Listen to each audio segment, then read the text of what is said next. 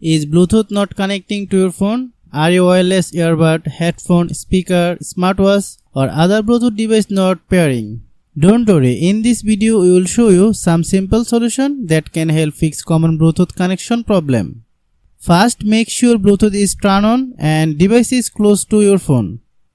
Also check the Bluetooth device has enough battery and turn is on. Sometimes moving the device closer can solve connection problem. If Bluetooth still doesn't connect, turn Bluetooth off and then turn it back on. You can also restart both your phone and the Bluetooth device.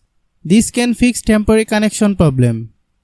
Another useful solution is to forget the Bluetooth device from your phone and pair it again. Go to Bluetooth settings, then select device. Choose the option to forget or unpair it, and then search for the device again. If the problem continue, check for phone software update, and outdated system can sometimes causes Bluetooth issue.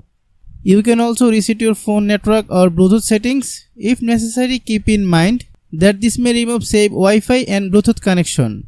This easy step can help fix many Bluetooth problem on Android phone. Hope you understand. I have a request, if you are new to channel, please subscribe and stay with us. Thanks for watching.